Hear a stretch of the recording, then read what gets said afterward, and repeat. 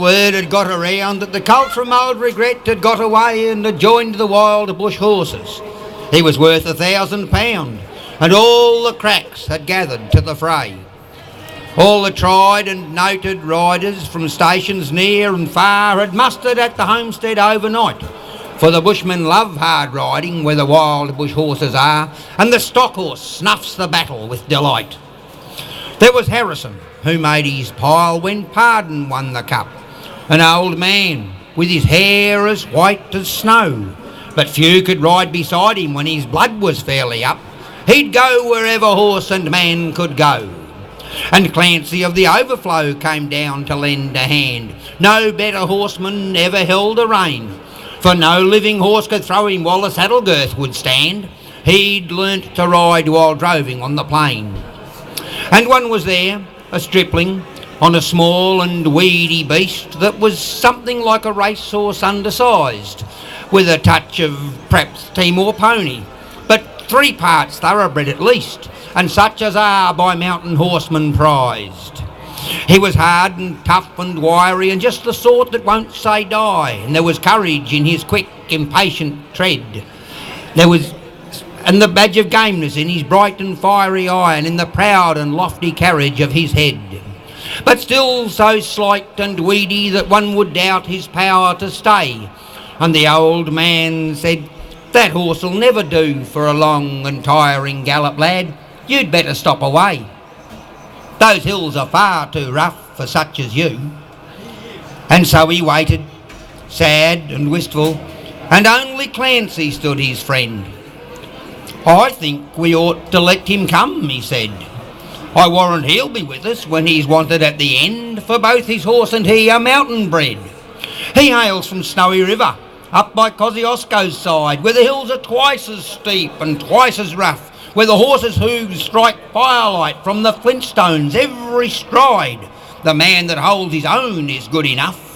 And the Snowy River riders on the mountain make their home, where the river runs those giant hills between. I've seen full many horsemen since I first commenced to roam, but never yet such horsemen have I seen." And so he came.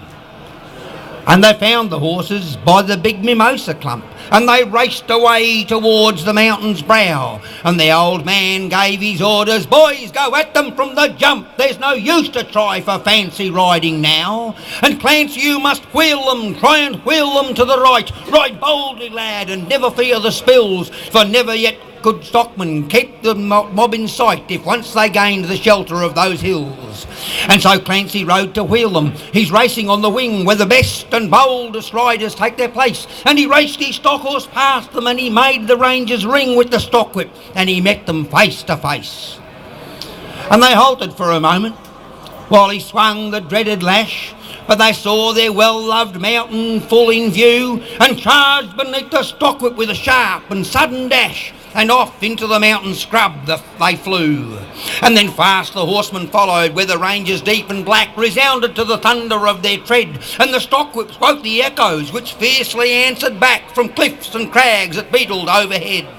And upward, ever upward, the wild horses held their way, where mountain ash and Currajong grew wide, and the old man muttered fiercely, "We must bid the mob good day. No man can hold them down the other side." And when they reached the mountain summit, even Clancy took a pull. It well might make the boldest hold their breath, for the wild hop scrub grew thickly, and the hidden ground was full of wombat holes, and any slip was death. But the man from Snowy River let his pony have his head, and he swung his whip around and gave a cheer, and he raced his stock horse down the mountain like a torrent down its bed, and the others stood and watched in very fear.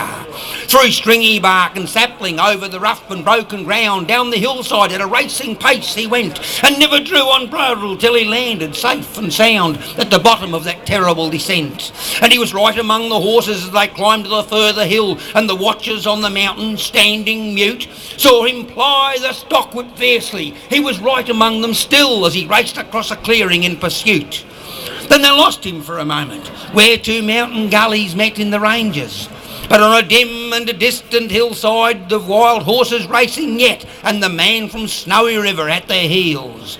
And he ran them single-handed till their sides were white with foam. He followed like a bloodhound on their track until they halted, cowed and beaten, and he turned their heads for home, and alone and unassisted brought them back. But his hardy mountain pony, he could scarcely raise a trot. He was blood from hip to shoulder from the spur, but his courage was undaunted and his spirit fiery hot, for never yet was mountain horse a cur.